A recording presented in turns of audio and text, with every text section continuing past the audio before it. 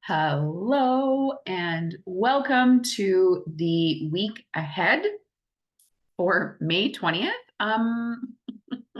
How are we already here? I was just sitting and reflecting on the chart of right now for May 19th, and I was just like, I just don't understand how we already here. Does time feel interesting for you right now? And I think we're only going to be picking up, speeding up, because we have the shift of all of this Taurus energy shifting into Gemini. Well, not all of it will shift this week, but we will have the Sun, Jupiter, and Venus shifting into the sign of Gemini. And so this is really major. We want to look at the Gemini archetype. We also need to look at the Sagittarius, the opposite sign, the sister sign Sagittarius, because we are getting a full moon in Sag, which is quite lovely. A lot of this astrology feels very jovial, very optimistic, and also, I just want to mention that Jupiter is actually in detriment in Gemini. And Rhetorius of Egypt said, abundance is opposed to logic. So let's chew on that thought process for a tiny bit. I think with Jupiter into Gemini, with all of this Gemini energy, we are getting the opportunity to learn, to question, to be in the question, to be curious. And sometimes that's not always easy. So where Jupiter is actually the ruler of Sagittarius and of Pisces, right? So when we think about this energy, it's really interesting having this full moon happening just, days into the sun moving into Gemini. So let us explore what this week is going to look like. And just noting that I'm recording this with the moon and the south node together in Libra. Have you had some relationship stuff coming up, some releasing and letting go? Maybe there are old patterns that are breaking away. Maybe you are experiencing some Aries energy, some shifting of, I'm going to do this now. It's interesting. We can always try to imagine what some of these energies are going to show up. I like to say we prepare, not predict. But they always come through in different ways. And as someone who thought, the Sun and Jupiter coming together in that sign of Taurus, thinking that it would be very bodily, like physically bodily for me, it didn't really show up in that manner, which was interesting to reflect on. So just maybe also, May the 18th was the exact conjunction of Venus and Uranus at 23-24 Taurus. And then also the Sun and Jupiter on May 18th came together at that 28 degrees, when rounded up 29 degrees of Taurus. And this could have felt very abundant, very beautiful, lots of love and beauty. It also could have felt not good. It also could have brought many different energies. And so you want to integrate and think about how that is landing in your actual chart. So let us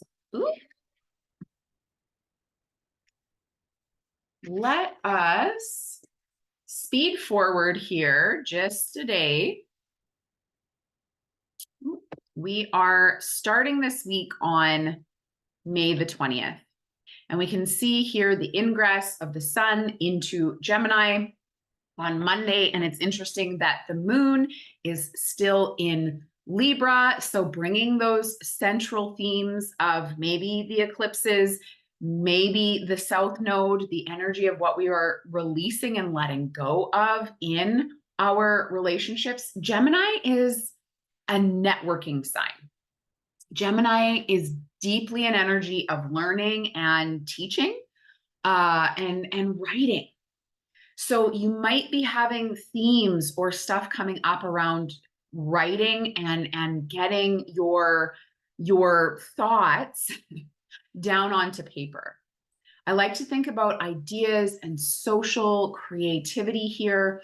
There is an energy with Gemini that can be quite scattered, quite overwhelming. I also like to envision with Gemini, which is mutable air, a butterfly. So all of this Taurus energy may have had us feeling a bit like we were in the mud. Sometimes there can be a stuckness that happens, or a stubbornness or an immovability. And I can see this very literally. My son has decided to train for a triathlon. He is going to run a triathlon this weekend coming up. He has the swimming down. He loves riding his bike, rides his bike quite often.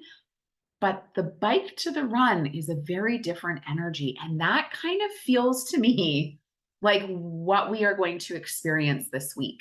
So after you have biked your triathlon leg, you have to get off and run your bike in through the transition. You have to set it down and get ready for that run.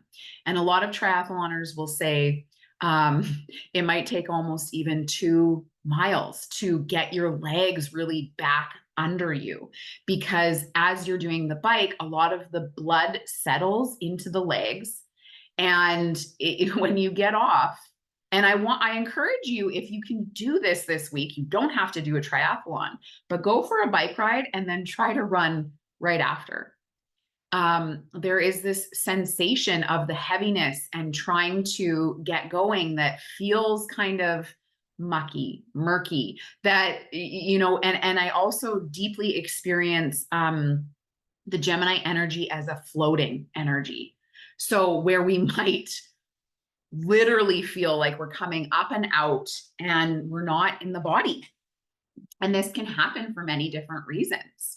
This can be a piece of how we are responding to things. So I want you to just envision and think about all of that. Now, it is a mutable air sign, right? So mutability is a shift. It's a change. It is a shifting from spring into summer. And so there might be a million thoughts that start running through your mind. I would highly encourage you to write them down, use the notes app on your phone. With these millions of thoughts, you might want to research or daydream often. And I like to think about, with Jupiter coming into Gemini, this is the way that we are meant to expand and grow. So remember to layer this with where this is happening in your chart. And I'm just going to quickly pull up on Wild Sky Sisters. If you go into Cozy Cosmos, you are able to access this information of where this is landing in your chart. So we have the calendar. I'm just going to share the screen. Maybe you already could see that. So we go into this Cozy Cosmos calendar. There is some info on the major transits that are happening. We have a reminder to go back and look at if you've had a year ahead reading from us. There is your workbook that you maybe want to go back and write down all of the things that have happened. But here is by your rising sign where this is happening for you. And mutable signs, I think that the shift probably will be the most impactful on you, right? If you're a Gemini, Virgo, Sagittarius, or Pisces, this is happening in one of your angular houses, houses 1, 4, 7, and 10. And those are the most impactful houses for you. And this energy will either be squaring, opposed, or conjunct that energy, right? So Gemini risings, it's very interesting that in our astrology learning course that just started last week, we have quite a few Gemini risings. The last go around, we had quite a few Taurus risings. And I really truly believe that Jupiter coming to the first house is a time for expansion, growth, and learning, right? And astrology is the deepest or one of the best ways, in my opinion, to learn about ourselves. And so Jupiter in that first house is going to bring some major, major energy here. Okay. So let's actually just go forward to Venus entering on Friday. Venus will enter Gemini there, and we can see Jupiter hanging out at the last degrees of Taurus. And then on the 25th, and I'm actually just going to go back by a few hours because it is officially happening on the 25th. Let's get that 0 degrees Jupiter energy here. Ooh, yes. So when I look at this chart, you know, the one thing that really highlights and speaks to me is the fact that, and I'm just going to go back to make sure that I'm right on this. When the exact shift happens. Yes. Okay, so we have a Capricorn moon happening when this shift occurs. Okay, and the Capricorn energy is grounded and practical, and so there might be a bit of a conflictual energy that is emotionally felt when this shift occurs. So Saturday, Jupiter going into Gemini, we have all of this Gemini energy. I want to talk about physical health and how that might show up. So Gemini rules the shoulders, the arms, the hands, and the lungs, while Mercury, the ruling planet of Gemini, rules the nervous system. Meditation and yogic breathing will be medicinal, okay? This can help to manage anxiety, which is a common Gemini issue. And I really see ADHD, ADD really being talked about right now. That's going to blow up over the next year. This means working with a strong mind-body connection is crucial. Understanding your body's needs helps you to stay grounded. Don't forget the body. Don't get stuck up in the mind.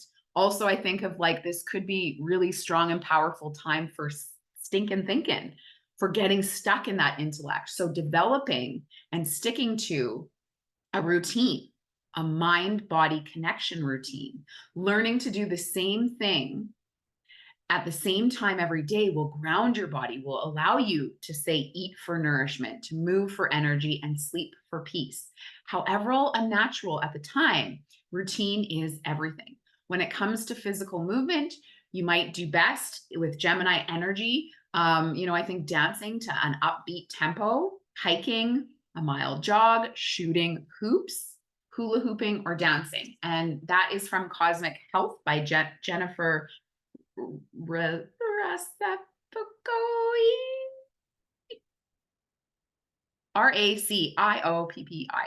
I'm like, literally, this is one of the ways that Gemini energy shows up for me. I have a really tough time pronouncing things. Okay. Now, I want you to envision and to think about where your Mercury is in your natal chart, okay? Also your Jupiter, because Jupiter shifting is a main and big shift also, okay? So where you have Mercury and where Mercury is right now in Taurus means that body-mind connection is going to be incredibly major, okay? We also have that full moon that is going to happen. So I'm just going to go back to that. That full moon that happens this week at 3 degrees. Oh, why are we on the 23rd? And the 23rd feels really lovely to me. The official time that that is happening is 6:53 a.m. Pacific time. And there is this feeling, it's happening at 3 degrees of Sagittarius. So let's bop this backwards. And we want to explore both the Gemini, and I love that there's another 2-2 energy, which also Gemini, the card for Gemini is the Lovers. And so there is this feeling of relationship, central theme also to this week here. Now, let's make sure that you can see this. So this is from our learning library. This was a course that we taught solar infusion. And really, when we think about this entrance into Gemini and the opposite sign of Sagittarius, there is this realm of thinking and knowing, communication, intuition, the twins, the centaur, Mercury and Jupiter. I really want you to think about that and reflect on that Mercury and Jupiter have opposite opposing energies, but just like the sister signs, they have some correlation, some things that they do similar. Air and fire, okay? We have some in alignment and radical intelligence here, and just wanting to, kind of point out narrow-minded, scattered, over-talkative needs answers. This is the relentless research, exaggeration. And on the radical intelligence side of Sagittarius, we might see some know-it-all-ness, some dogmatic thinking or doing, judgment, existential dread, irresponsible energy. Sagittarian energy can blow forward, okay? Now, with the sun in Gemini, I want you to think about where Gemini is for you. Go back to that little sheet there that we had by rising sign if you don't know. And for this Gemini, we're not going to talk about the new moon because we're going into the full moon first. I want you to think about that Gemini house. What house is it for you? What planets do you have here? Okay, breath work, fabulous, fabulous energy. But we want to talk about the full moon this week. So where is this full moon landing in your chart? For me, it's the second and the eighth house. Money is going to be a theme for me, and this has already been percolating and coming up. So the full moon in Sagittarius, the storyteller, the centaur, the seeker of truth, offers a chance to embrace your inner knowing, okay? I also think of adventure and fun, right? Both of the Gemini and Sagittarius energies can bring us to some of that. I want you to think about levity, like really getting playful and curious. Where Gemini energy is about questions and duality, Sagittarius is embracing it, is knowing it. Gemini is the beginner's mind, Sagittarius is the high mind. Gemini is facts, Sagittarius is more subjective. It's about the story.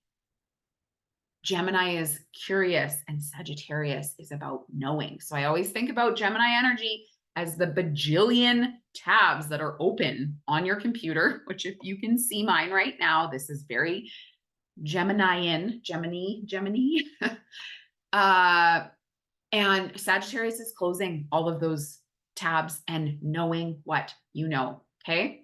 We want to check back to 18 months ago. There was a new moon in this same part of the sky, okay? What energy started also 6 months ago? That was the last new moon in Sagittarius. So remembering, we talk about the moon families, which is the 27-month gestational period. That's what we're talking about when we think about 18 months ago. Some journaling questions here. What am I being called to tune out the crowd and tune into my own inner knowing? What is the truth I'm currently seeking? What do I already know to be true, but I might be ignoring? Okay. So we're going to sit with that thought, and I bring up Rhetorius's quote again here. The Rhetorius said, abundance is opposed to logic,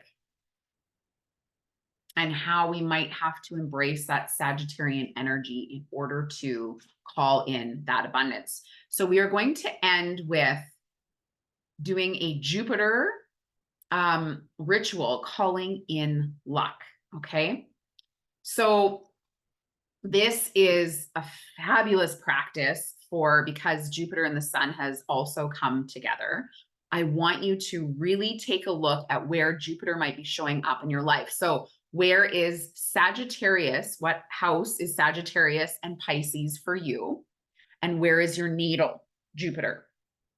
Okay. I also want you to see it through the lens of like your actual life. Look at your home, your car, your email inbox, the stack of papers piled on your desk, and the various other places in your life where metaphorical dust balls might gather. Ask yourself, what am I avoiding in these areas of my life? And is there something in that mess that I need to handle? Avoidance can come through getting busy, doing other things, right? So I want you to think about those. We are co-creating luck here, okay? And part of that, we want to cleanse and clear, maybe in the area of life that we're calling in some of that stuff. But this also, like, I think of this as committing to those smaller Gemini type of tasks in order to do the bigger thinking. Okay. So get a candle, a pen, and a piece of paper. I want you to light that candle and write, if everything in my life goes as well as it possibly could, what would happen? And free write your answer for 20 to 30 minutes. Okay. Think about the biggest possibilities. Think about the largest yeses, the biggest hopes, the biggest dreams. Okay. And we can use astrology for this. Where is Gemini in your chart? For me, it's my second house of money. And so mine might have some money themes there. But if it doesn't fit with the house that Gemini is in your chart, that's okay too. Okay. Then I want you to stare into the candle and feel and imagine some of the things that you typed or wrote there about the best life, calling in the abundance. Think about what really stands out. And I want you to feel, say if it's like buying a house, it's like see yourself in the house. Okay. From there, take the written information and start a list of your most heartfelt desires. List as many as you like, but I do, order them in, priority. Next, I want you to ask yourself, what can I start taking action on now? And this is really important. I think that that's where the priority thing comes in. If it's at the highest priority, that should probably be one of the first things there. And big or small, we're going to make a plan. So I want you to pick that one thing and chunk it down, make it into small, real things. What can I do today towards this? Say this was starting a business. Maybe this is reaching out to someone who does a similar business and just having a conversation. If this is calling in, say, a spiritual mentor, maybe this is just going on Instagram and typing in spiritual mentor and seeing what comes up. Whatever you maybe have also been procrastinating on, it's time to stop and to go for it. Okay. And the tasks that you pick out, schedule them in your calendar. Okay. Even if this is just for a week, but I encourage you to look past that to do it further for maybe a month. Maybe this is for the whole transit of Jupiter in Gemini from May of this year till May of next year.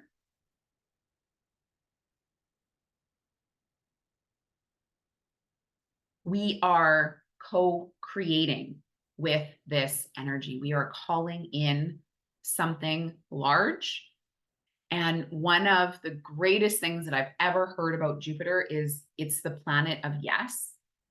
But we are only open and able to say yes that we are available for. So if you're busy doing the things that you don't love, I mean, I'm not saying stop doing all of them because we definitely have to, right?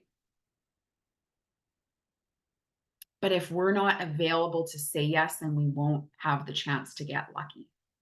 So remembering that, deepening into that, and knowing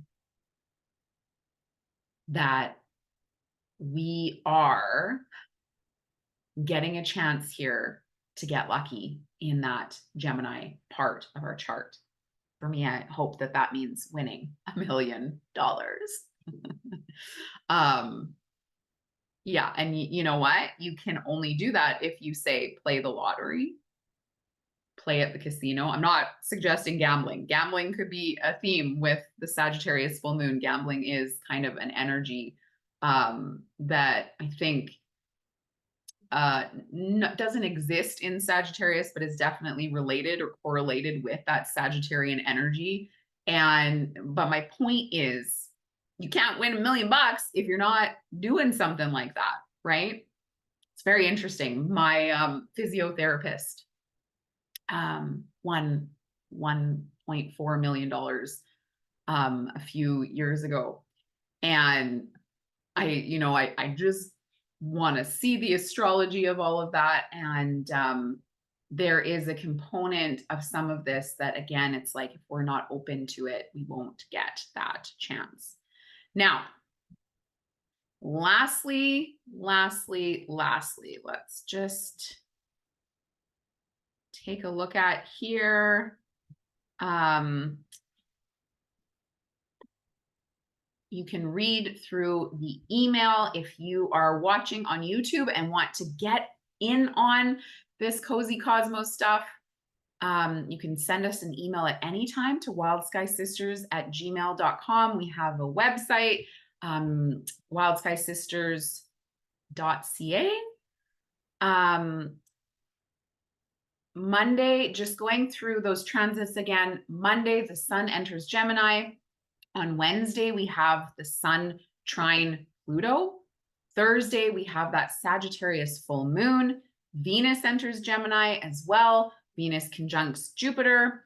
Venus sextiles Neptune, and Jupiter sextiles Neptune. There's a lot of yummy energy there. I also find when we have a lot of aspects, it can be overwhelming. And I think all of this Gemini energy we will have a sense of overwhelm. Watch out on your caffeine intake. Okay. Last time Mars was in Gemini retrograde there, excuse me, I had the hardest time with caffeine. Was partaking way too often. And I think we will vibrationally be called towards kind of that excitable energy. So just remembering and, thinking about staying grounded, maybe finding alternative mushroom sources that we can be using. And thinking about Saturday, we get Venus trining Pluto, also Jupiter entering Gemini. And I do just want to say, let's take a look at our calendar here. The one other thing that I wanted to talk about is that Jupiter sextile Neptune at the 29 degrees of Taurus and 29 degrees of Pisces. There feels like there could be some confusion, illusion, delusion this week as well. And, on a very highlighted good level, it could be creativity, imagination, all of those things, but just kind of watch out for that. This week, I would be really cognizant of addictions, of going into spaces that vibrationally are numbing out. On the 25th, which is Saturday, that Venus trine Pluto, remembering that Pluto is retrograde, there could be some worldly themes that we see around women, technology, the feminine, and their sacred rage. I feel like I'm seeing that a lot as it is already, and really all of this energy going into Gemini is activating that square to Pluto. And sorry, not square, trine. And so there is an energy here around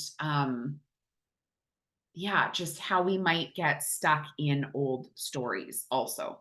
Okay. That 0 degrees of Aquarius has a longer story. So search in Mighty Networks for 0 Aquarius. You might come up with there is a post in there that has other dates that would be interesting to reflect on. Okay, that is it. That is all for this week. It's a big week. I didn't give a title to this week, but I think it will be a big shift, a great shift. And um, I like to think about the cycles of becoming with any of this astrology. What are we allowing, inviting in, calling in that Gemini part of our chart? Okay, we'll talk to you soon. Bye for now.